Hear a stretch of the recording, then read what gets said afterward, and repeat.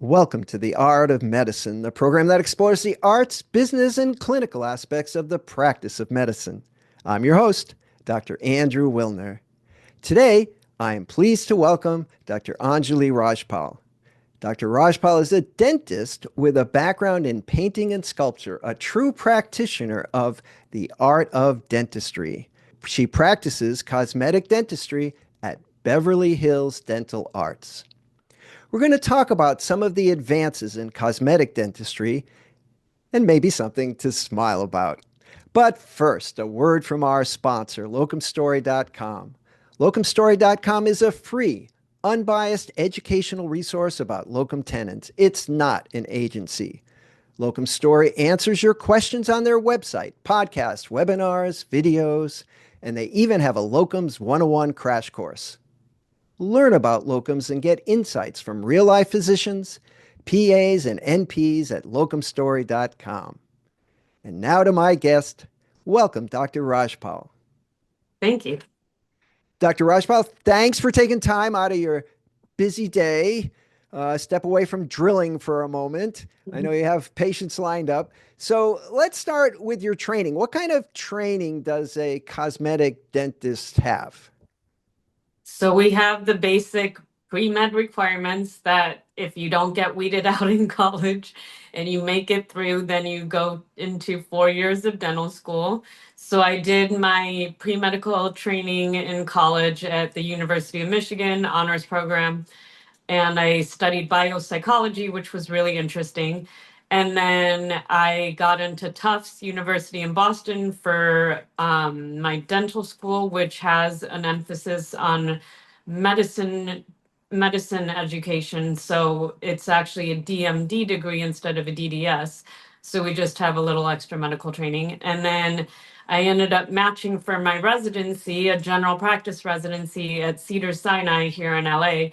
And that is what brought me out here. So it was quite a few years, but we learned a lot, and here I am. Okay, well, I'm gonna pick up a little bit on that story. About 55 years ago, before you were born, I went to Tufts as a patient because I had some strange molar thing wrapped around a nerve, and I had to have dental surgery.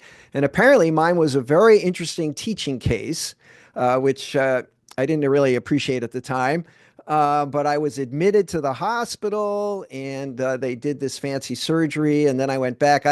I grew up about an hour away from Tufts. So that was the place to go. So we do have a connection there, Yeah. although it probably was long before you were born.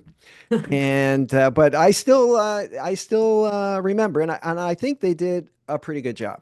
Now, why? Why dentistry? I mean, you just wake up one morning, you're 12 years old. I want to be a dentist. How did that happen? So I grew up as the daughter of a general surgeon. So my dad obviously was kind of guiding the way in terms of following a pre-medical path, but I didn't want to work in a hospital, and I literally could not find any discipline within medicine that I really was getting drawn to. My mom was very artistic. She painted a lot. She was just really great with her hands, always super creative too. So I had a father using his hands a lot and a mother using her hands a lot. So I definitely needed to be using my hands. But I most of the specialties in medicine really don't allow for that beyond surgery and maybe a couple other specialties. So when I was taking my pre-medical course, my sister she also became a doctor and oncologist. So I was kind of just following her footsteps, and I got to a point where I didn't know why I was doing it because I really wanted to do art. But then I didn't know if I only wanted to do art. I still did want to do something to help people.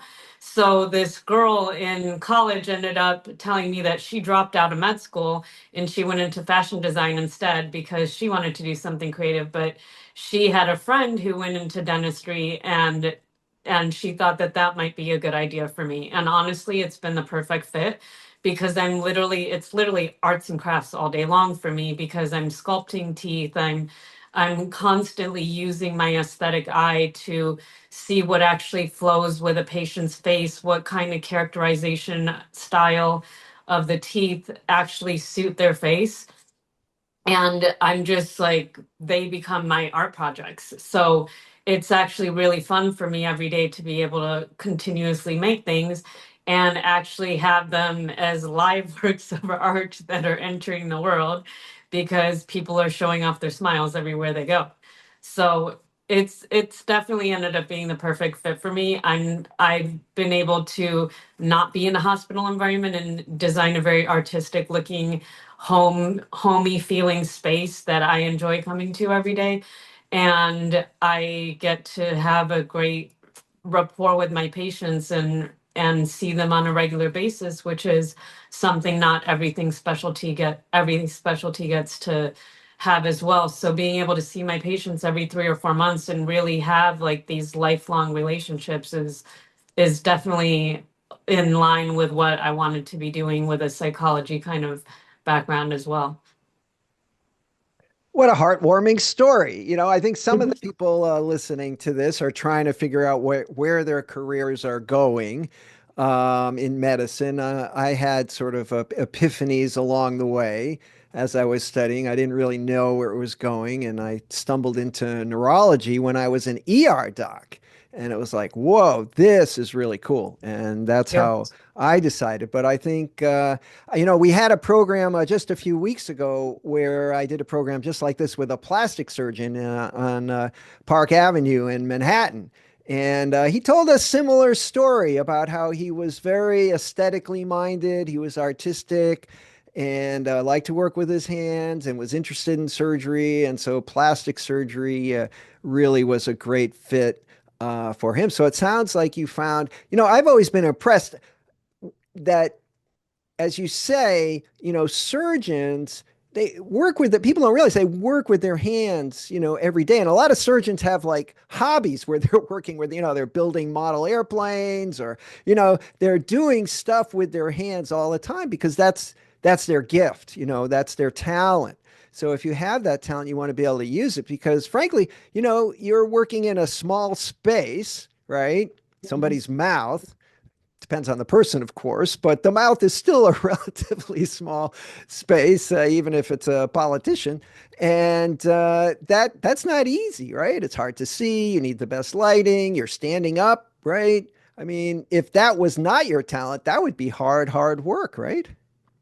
Well, one advantage is I have the tiniest fingers. There you go. So literally my hands can probably fit in anybody's mouths because just my bone structure is so tiny. But going back to the surgery thing, it was always funny because yes, my dad was a surgeon, but he would be my mom's sous chef and would always be in charge of cutting all the vegetables and cutting the chicken. And it would just be hilarious watching him because he would incise the fat off the chicken and neatly cut all the pieces into perfect symmetrical shapes. And it was just so funny because it was literally surgery assisting my mom. So yeah, obviously I think any surgeon or anybody that's required to use their hands in their specialty, they have a knack to be doing that. Otherwise, honestly, they probably should be doing something else. So, who cuts the turkey on Thanksgiving? Is it you or dad? We've never been the host, so we've never had to do that. But I think that's a whole other gigantic project using the electric knives. Well, you do have fancy tools there in dentistry. For sure. Although I get a shiver up my spine just kind of remembering that sort of very distinctive drilling sound in my head. Is there anything new that they didn't have 10 years ago that has really sort of changed what you do? So going back to the hand pieces, now we have electric hand pieces, and that's what I use. So the sound of the air buzzing through the hand piece is not as high um, as high of a shrill as the regular handpieces. So the electric handpieces are much quieter. We also give our patients noise canceling headphones in the event that they just don't want to hear anything. But we play great music, so it's always an option to hear what we're listening to as well. But yeah, AI has definitely become more and more integrated into dentistry. It was already, I think, I do a lot of Invisalign, and Invisalign was one of the first users of 3D printing. So if you look closely at the plastic in the trays, you'll see that there's lines throughout because they're all 3D printed.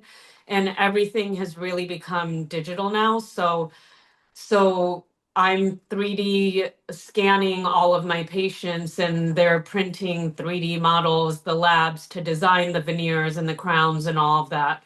And it's such a more seamless mode of operation because you're just sending files over. These files can be saved for years. So like if you want to retain the same shape of the patient's teeth 20 years down the road, you have the same file from 20 years ago. You're not using a stone model, and it just helps eliminate a lot of human error, which is nice because we used to use polyvinyl siloxane putty material, which was flexible, and I would have Mm. situations where the room temperature was too hot or cold, and so it causes a different set time, which then leads to a different pour of the stone model, which then leads to a different restoration. So there, now we don't have to deal with all of that, the digital impressions. Some people are still using PVS, and yes, you can get great results with it, but I prefer just being digital all the time now. I have the fit of everything I'm doing ends up really being right on all the time, and it's just such an easier process for the patient as well because they're not dealing with this gummy material. So there's that. And then we have AI simulations for whether you any kind of smile makeover case. You can actually just take photos or videos of patients and show them exactly what, or a rendering of what they potentially could have if they had a complete smile makeover. So that's really cool. We also have AI for reading X-rays, which is basically a second set of eyes to catch whatever we might miss Mm. and just find different things in the X-rays that we may or may not have picked up on. That just is, like I said, it's a second set of eyes. So it's great to have that, but it's also, all of these are just really beneficial educational tools because I would not be able to, back in the day, pick up a film that we had dipped in solution, and only we, the doctors and the assistants, would be able to read the films and find the cavities. But now we have huge computer screens where I'm blowing up the image gigantic onto the screen, and our patients, I can just point out any pathology, any cavities directly on the computer screen, and it's blown up so big that the patient can read it with their own eyes. And it also helps build trust between the doctor and patient because I'm not just maybe proposing a potential cavity. They can actually see exactly how big it is, where it is, all of that for themselves. And they can also see this a 3D scan of all of their teeth inside their mouth. So we can actually flip the models around so they can see in the back of their head what the top of their wisdom teeth look like, and all of that, just having a 3D model on screen for them to be able to see exactly any other situations like gum recession. All of these things we can monitor so well through the years by being able to have these digital models on file. And then we also have robots that are coming in to help. Right now, we have robots that guide help with guided implant surgery. So we have CT scans that help with the whole planning, and then the robots actually help with precision placement into the patient's bone to help minimize errors there. But they are still controlled by humans, so we're not letting these robots run free. But it's cool that we have some technology that's making some advancements, and yeah. those are probably some of the major things that have come into dentistry. And then also our materials, our porcelain, our bonding techniques and materials, everything in terms of that just keeps improving through the years too. And as um, the bonding materials and techniques improve as well, it leads to us not needing to cut down as much tooth structure as we Mm. did in the past.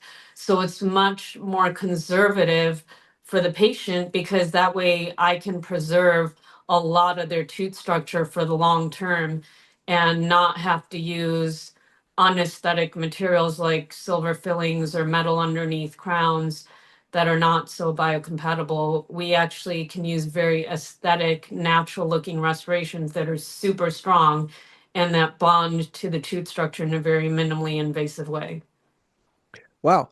I wish they'd had all that stuff 55 years ago when when I had my dental surgery. All right. What about a little dentistry 101?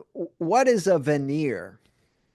So a veneer is just a facing made of porcelain. So it's literally just the front and the edge of a tooth. It's almost like if you want to think of a press-on nail, it's just a facing that bonds to the front of the tooth. You usually typically want to take off a tiny bit of tooth structure just from the front and edge so that the porcelain seats at and can tuck in under the gums without making something bulky where it might inflame the gums or just make the tooth look bulkier. It just depends on the shape and the position of the original tooth structure. But typically, if you're working with a conservative dentist, it requires such a small amount of removal of tooth structure because the porcelain's so strong now that just having a thin shell of it is concentrated enough that when it's bonded to the tooth, it's actually even stronger than your natural tooth structure. And it's probably something you would do on more than one tooth, or Yeah, we typically, if we're doing a complete smile makeover, then I'll usually look at how wide a patient smiles, and you want to go from the corner of their lips to the other corner. But I've had quite a few patients where I just did a round of Invisalign, a round of whitening, and now their teeth were in a great position, and they didn't really have too much discoloration or too much disproportion in their tooth structure. So sometimes I would just do the front four and the rest of the teeth just flowed with those four and it ended up working out fine. So it just depends on the patient's current situation, what the proportion of their teeth is like, what is the color throughout, if it's discolored or just inconsistent, whether you want to use the porcelain veneer to mask all of that and to just change the symmetry, change everything up. So it really is a case to case basis depending on what the patient is coming in with. you mentioned Invisalign. What is that?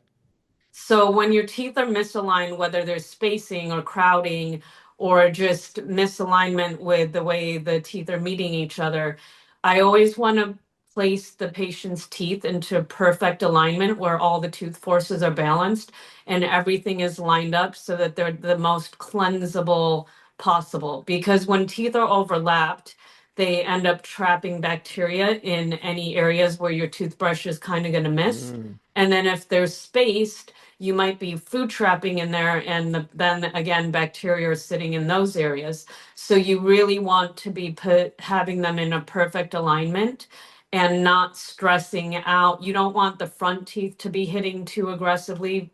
You want the back teeth to be hitting more when their teeth are closed. So you want to distribute all the forces properly while you're aligning the teeth and just make them into the healthiest, most cleansable position so that they last through the years for the long term. So I do a lot of Invisalign to make sure that everything's in place to last through the years.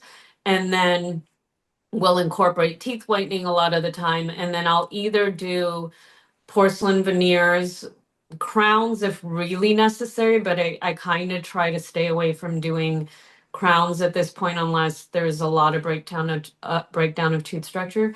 And then and oftentimes if they just need little touch-ups, little chipping, little minor corrections. Then I'll just do some composite bonding on the edges of the teeth just to make them look perfect and to protect them through the years.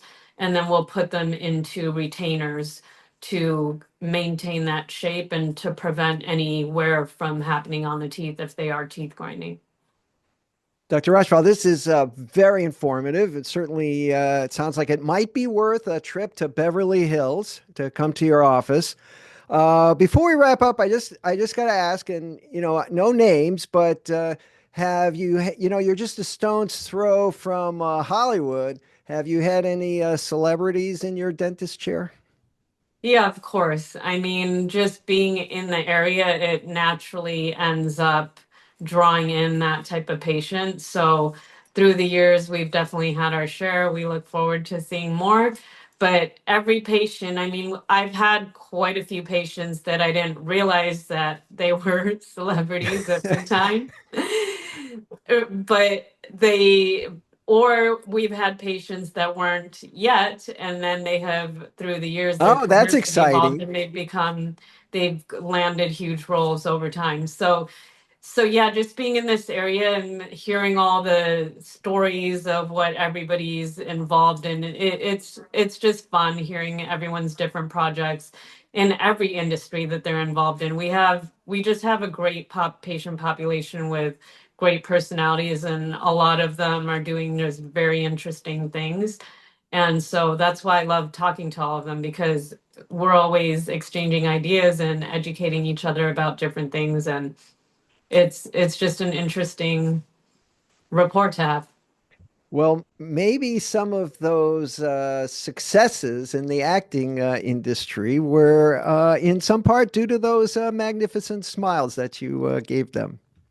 I've actually, there are people that have resisted doing things, and then that when they finally got around to it and they finally dove into the process, I actually would hear that they landed this huge role on this show, or they got this part that they just didn't expect to get. Because, and even in just any profession, by having a beautiful, professional looking smile, it makes you more marketable.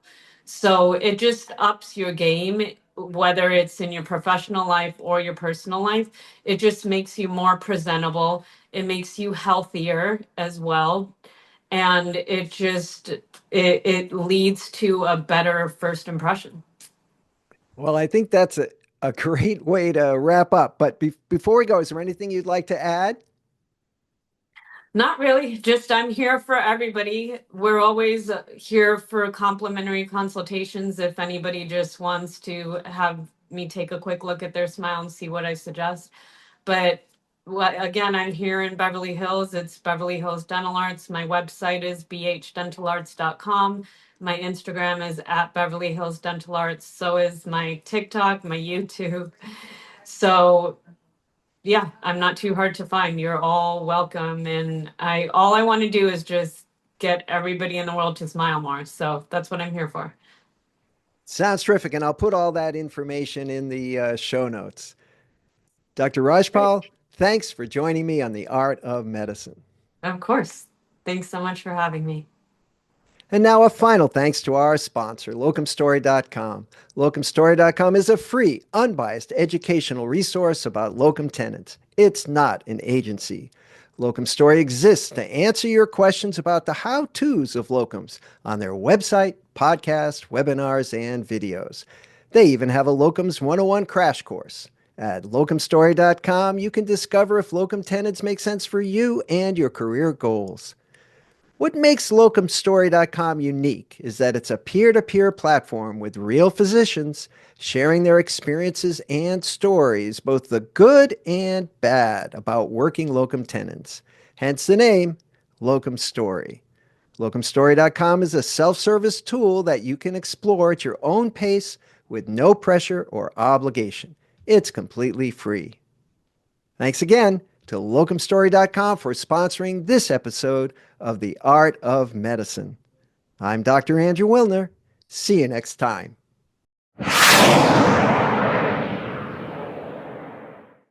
This program is hosted, edited, and produced by Andrew Wilner, MD, FACP, FAAN.